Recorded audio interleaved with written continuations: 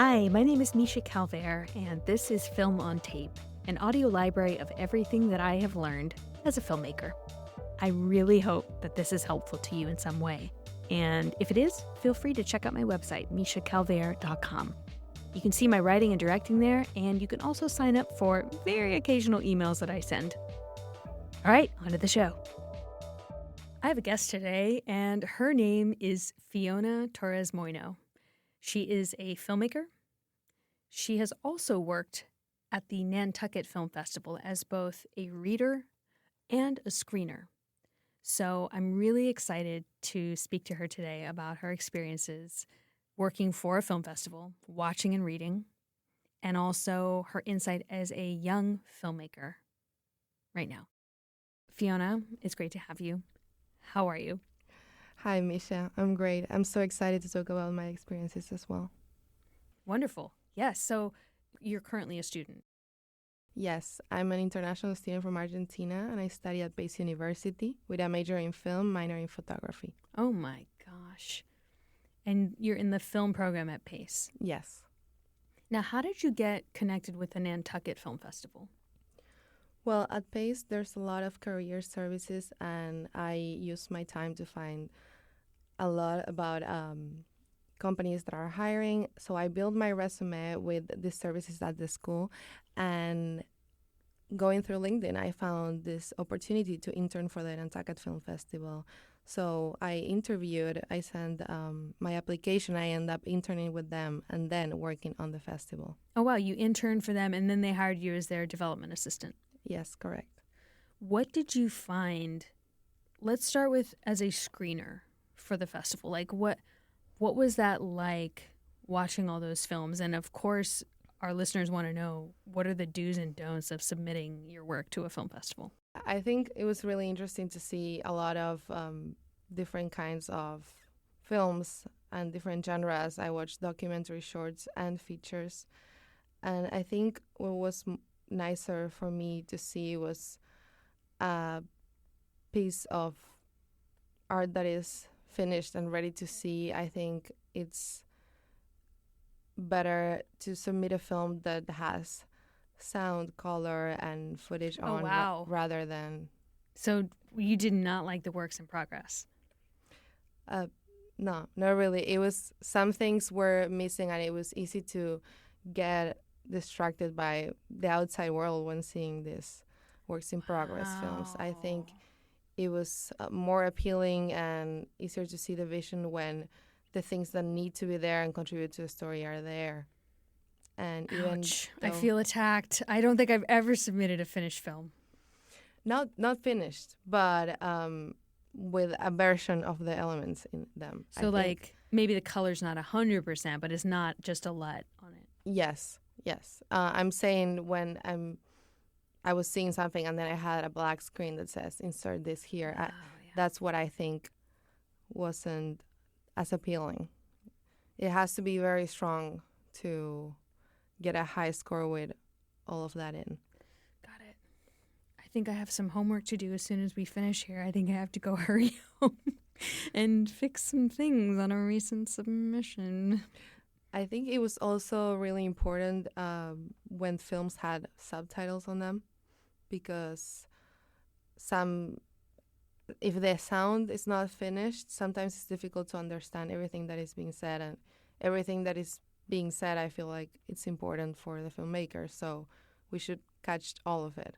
And if the sound is not finished, that's okay, but I think with subtitles, it's easier to catch everything in an earlier version. That's an interesting take, putting captions on the whole film when you're submitting it. Yes. Interesting. How about content-wise, like topics and, the actual stories that were being told? Did you have any insight on? Were there some where you're like, no one should have made a film about this?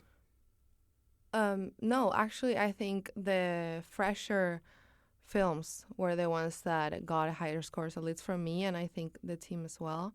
I think fresher and new ideas had more chances of going forward and being rewatched by various members of the team.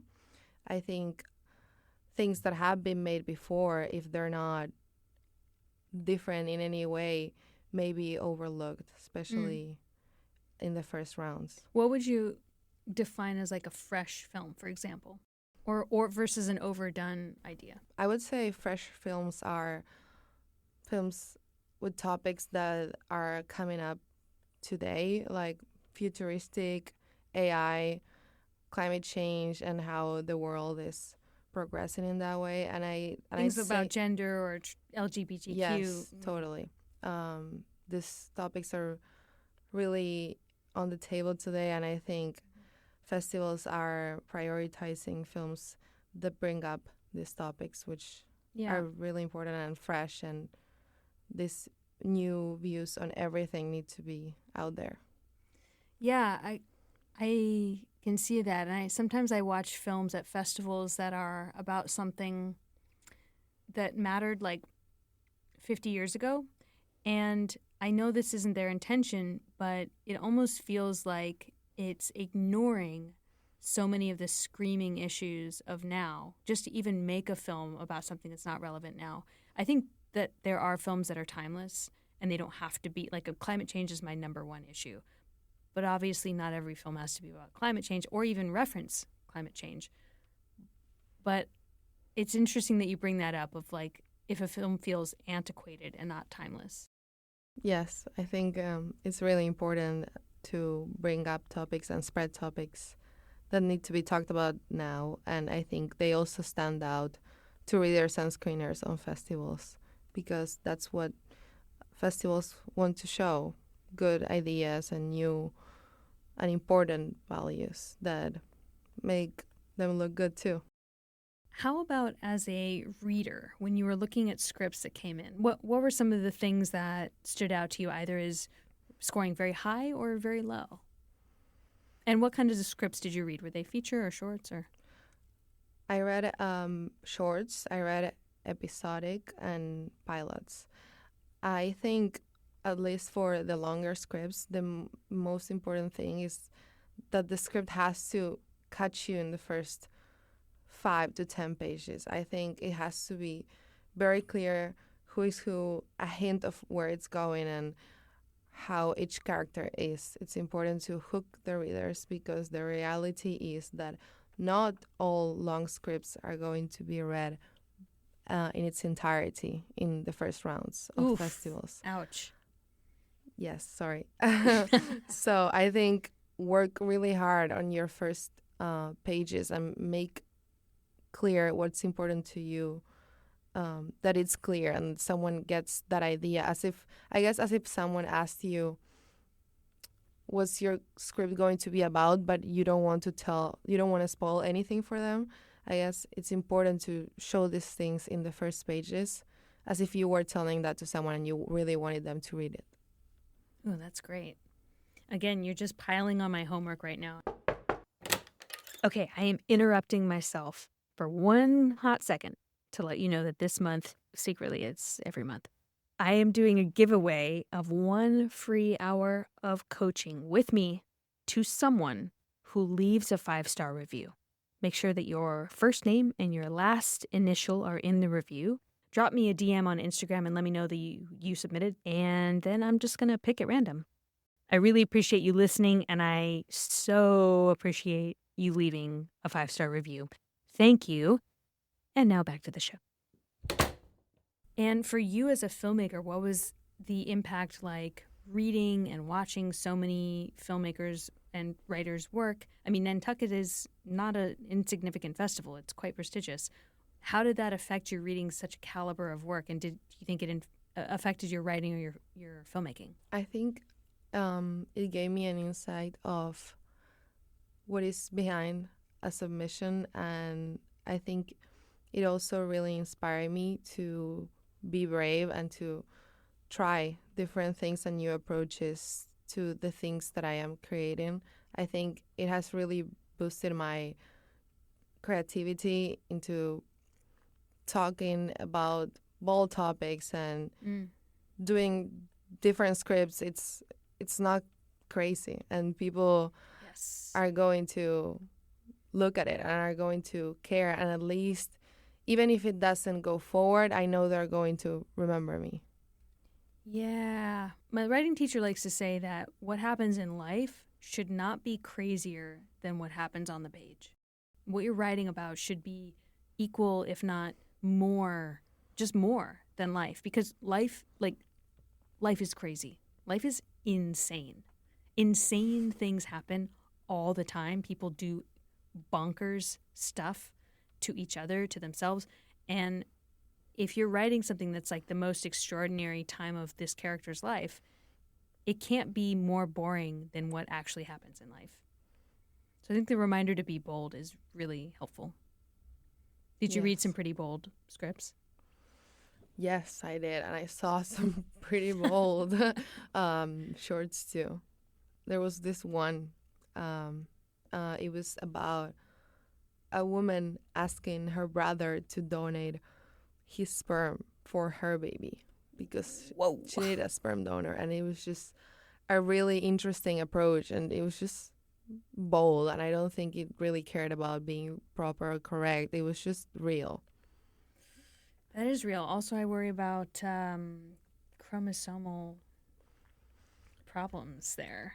Like that's inbreeding. Yeah, I don't remember quite much, but maybe it was another egg too. So I don't know. Maybe that didn't happen. But you know, Errol Musk married his stepdaughter. She just gave birth to their second child. Did you know that? Oh my God, no. I didn't know that. That's crazy. So what happens on the page really should not be less weird than what happens in life. And that is a high bar. Yes. I'm wondering for you, do you have any advice? You're a young filmmaker. You're incredibly talented. I've seen your work. Thank you. Since film festivals are young people's gateway, what advice do you have, having been now on both sides, as a reader, as a screener, and also as a filmmaker? I think having attended a couple of festivals now and knowing a little more about it, I think it's important to just talk to people. I think that was the thing that I learned that taught me the most. Everyone in the festivals is trying to get somewhere, and everyone has a lot of knowledge and experience. And I think just talking and being yourself is part of growing and making connections in these festivals. And I think as a creative and filmmaker and writer, I think whatever you make in the moment you're making it, try to make it the best thing you make it with whatever budget you have, and just never sacrifice a little detail of it to just be done with it. Always make it the best thing you can in whatever way you can. And I think when you put that effort in and you talk to people in these environments, they're always going to be able to tell. You can always tell as a reader, as a screening, how much effort someone put into something and how clean it is. That's amazing. Don't just finish it to get it done. No, never. I think I've heard this before. It's evident when you're watching a film and someone wanted to make a film more than they wanted to make that film. Yes, that's exactly what I meant.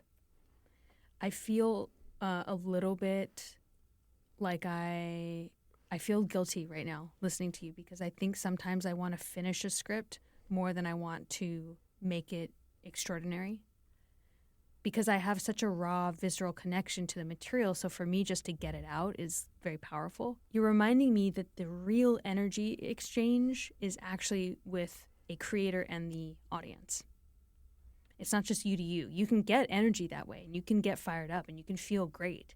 But you get way more energy when you're presenting what you have made to somebody else, and they have a response to it. And then they respond to you, and then you respond to them, and it's like this positive feedback loop. Yes. And if you haven't put in that effort, that's not going to happen. Mm-hmm. It's just like dead. It just goes out from you and then lands on the pavement. Yes, it's physics. It's the strength interacting with each other. What you put, you get back. It pushes back, and it keeps doing that. It's physics. Yeah. So what film are you making right now? Right now, I'm making my thesis film. What's that about? It's about a woman in her 20s in New York and the experiences she goes through. I try to make it as real as possible based on my experiences. And even though it's 8 pages long, I'm going to make it the best that I can. Do you need in any every help? way. Yeah, maybe I can get some help. Yes, I would Okay. take any help and advice that I can because I want to make it great. I think it is going to be great. Thank you. Me too. I can't wait to see it. And any more gigs coming up for film festivals? Yes, right now I am waiting on a response from Doc NYC because I want to work on their crew and get to know the team. I already know some people that work there from my peers from Nantucket, and hopefully next year I get to go back to Nantucket as well because it's a beautiful team and mostly women, by the way. So they're 12 times more likely to be a top performing film festival financially. Yes. And the director of the festival and the executive producer are women. So I really love that festival. Incredible. They would be so lucky to have you back, in my opinion. Thank you so much. Thanks for being here today, Fiona. It's been really cool chatting with you about your experience. You too. Thank you, Misha.